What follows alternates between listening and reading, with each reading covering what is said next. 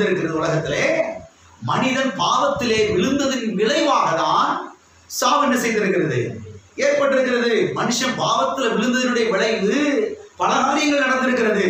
அதுல ஒரு முக்கியமான காரியம் என்ன, சாவு, மரணம் வந்திருக்கிறது. மனுஷன் பாவத்தில் விழுந்ததுனால பாருங்க சாவு வந்திருக்குது, வியாதி வந்திருக்கிறது, தரித்திரம் வந்திருக்கிறது, நோய் வந்திருக்குது, பிரிவினைகள் வந்திருக்குது, சுயநலங்கள் வந்திருக்கிறது, சண்டைகள் வந்திருக்கிறது, கலவரங்கள் வந்திருக்கிறது, இன்னும் பல காரியங்கள் நடந்திருக்கிறது மனுஷன் பாவத்தில் விழுந்ததின் விளைவாக. அதுல ஒரு காரியம் என்ன, மனுஷன் பாவத்தில் விழுந்ததின் விளைவாக மரணம். மரணம் என்று சொல்லும் பொழுது பாருங்க இயற்கை மரணம் மாத்திரமல்ல, பாருங்க விபத்து மரணங்கள், துடிதுடித்து சாகிறது, ரத்தம் சிந்தி சாகிறது, இப்படிப்பட்ட மரணங்களை என்ன செய்திருக்கிறது உலகத்திலே வந்திருக்கிறது. இதெல்லாம் மனிதனுடைய பாவத்தின் விளைவாக என்ன செய்திருக்கிறது உலகத்திலே ஏற்பட்டிருக்கிறது. பாவத்தின் விளைவாக தான் இந்த அழிவுகள், இந்த நாச மோசங்கள், இந்த பேரழிவுகள், இந்த பூகம்பங்கள், பாருங்க தீ விபத்து, இப்படிப்பட்ட விபத்துகள்லாம் மனுஷனுடைய பாவத்தின் விளைவாக என்ன செய்கிறது நடக்கிறதே தவிர இந்த விபத்துகளை எல்லாம் தேவன் உண்டாக்குகிறது கிடையாது. அருமையான தேவனுடைய பிள்ளைகளை கவனியுங்கள்.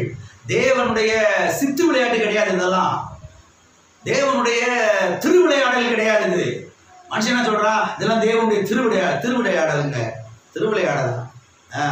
விளையாட்டுக்கு ஒரு பேர் வேற எக்ஸ்ட்ரா வச்சு திருவிளையாடல் வச்சிருது. அது ஜென்ட்லா விளையாட்டு கிடையாது, திருவிளையாடல். இது கடவுளுடைய திருவிளையாடல கிடையாது, மனுஷனுடைய பாவத்தின் விளைவாக ஏற்பட்டவைகள். காரணம் மனுஷனுடைய பாவம், அடுத்தபடியாக பிசாசு. தேவன் காரணம் கிடையாது.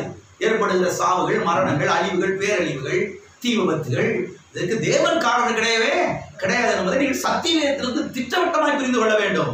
சில சத்தியங்களை பாருங்க நீங்கள் உங்களுடைய ஆவியிலே ஆழமாய் பதித்து வைக்க வேண்டும். அப்பொழுதுதான் ஜெபத்துக்கு பதிலை பெற்றுக்கொள்ள முடியும்.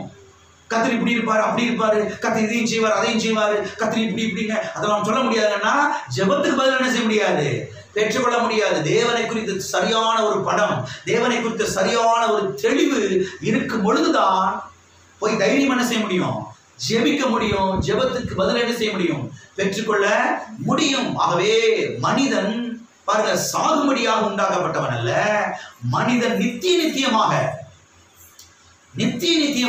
இந்த சரீரத்திலே வாழும்படியாக தேவனால் என்ன செய்யப்பட்டவன், உண்டாக்கப்பட்டவன். ஆனால் இன்றைக்கு மனுஷன் சாகுறான், மரிக்கிறான். சாவு என்பது அவனுக்கு பாருங்க ஏற்பட்ட ஒன்றாய் ஆகிவிட்டது. ஏனென்றால் மனிதனுடைய பாவத்தில்